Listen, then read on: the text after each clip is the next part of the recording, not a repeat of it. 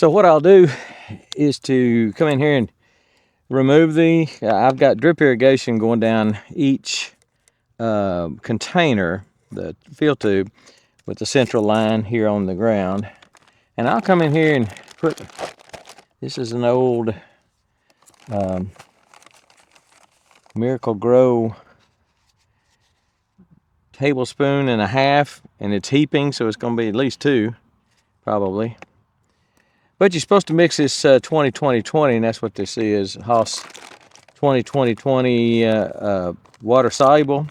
You're supposed to mix it a tablespoon to a gallon. So if I put 2 or 3 tablespoons in it, the receptacle, the thing here, holds 2.5 to 3 gallons. So it should be just perfect. What else? Another thing I'm gonna do now, I almost forgot, is this micro boost. I love this micro boost. I have had extreme success with this in the past years, and I've only done it once, I think, this year, maybe when I first planted them.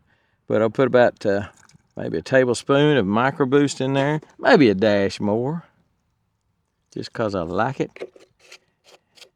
And then I'll come back and water down the hole. Now, what this does, the fertilizer and the micro boost are down in the bottom of the container, just sitting there.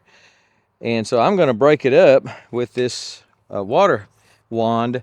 I've got a little addition to it here, just 3/4 tubing with a hose end on it. And I'll put it in there. My point about the water is these are dry. I might have watered them a little bit this morning, but not much. And I didn't water them at all yesterday, and I think even the day before. So I know they're really dry.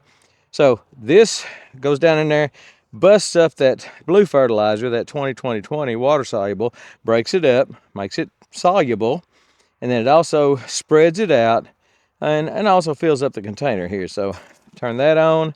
I'll make sure I go down there because that's where the fertilizer fell, was right there. And then I'll kind of go up. I want to make sure if any of them, since I use that funnel, some of it might have hit the sides of it. So I always go across around the sides, kind of wash any residue that's on the inside of that tube, wash it down in there.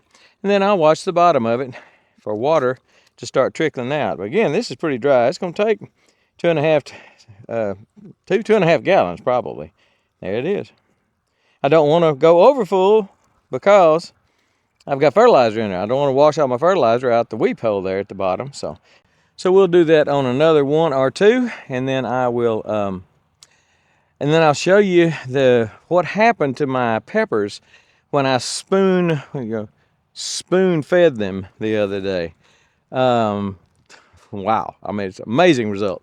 So let me do this. These, I only planted these a month, maybe 2 months ago. So they're, they're plenty fertilized because you fertilize real well when you plant in an earth box.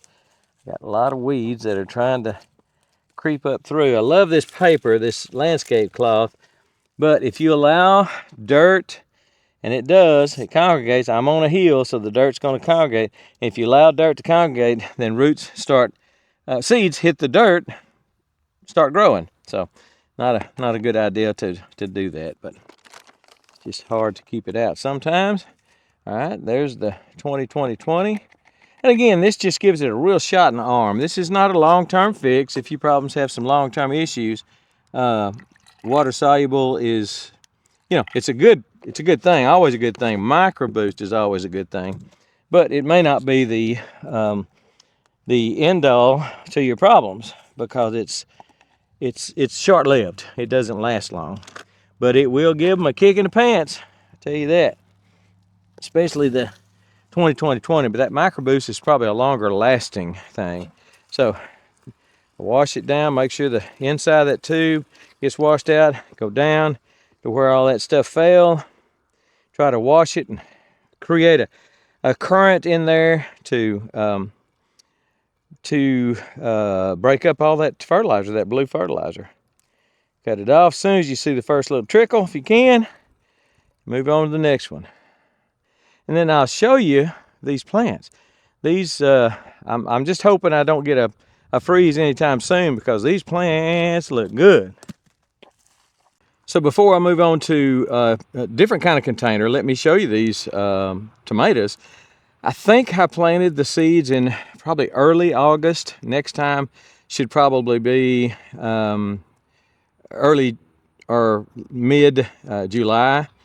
I've got tomatoes on them. I've got quite a few tomatoes on them.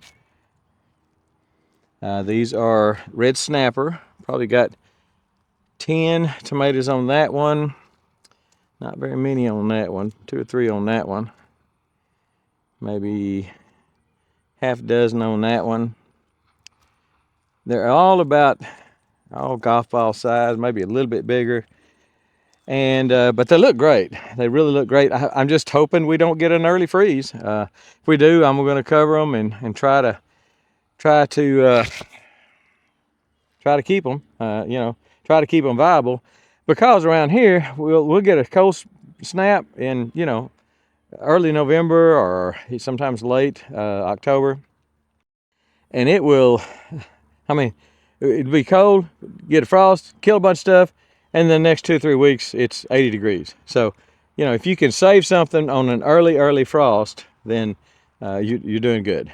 These are the Halcinator, much more vigorous of a plant.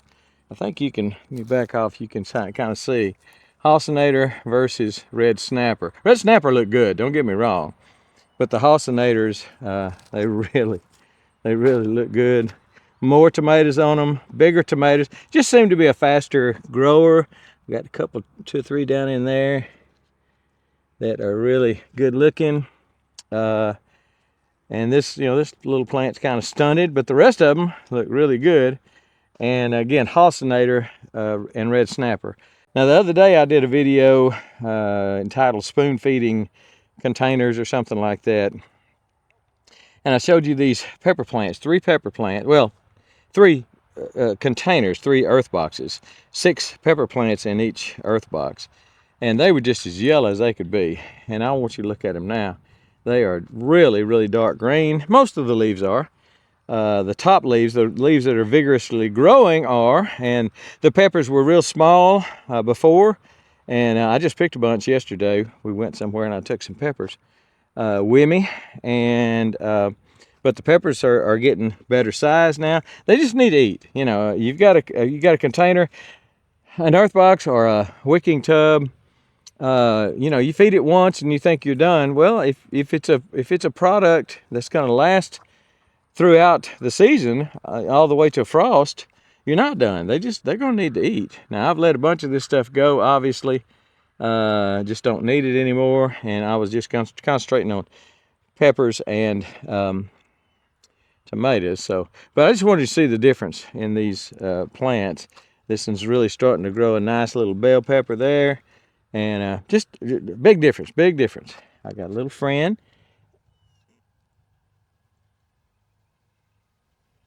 Little golden garden spider of some sort, beautiful little spider. But once you give them a bite to eat, they start doing pretty good. Now, got a couple more containers that I'm going to fertilize that did not do well on the spoon feed. And so we'll take a look at them and see what's going on there. So here's the other plants that I watered. These, that's my wife's ornamental something, I don't know what it is.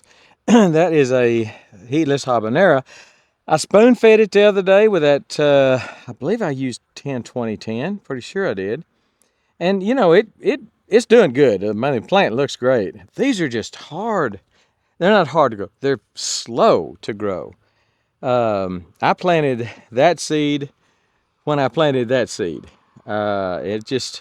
It took it forever to germinate and then forever to grow. I don't know what the deal is. Once they get going good. And this one looks good. Got a lot of blooms on it. Fixing to start making some peppers. If it's not too late, we're in the middle of October right now.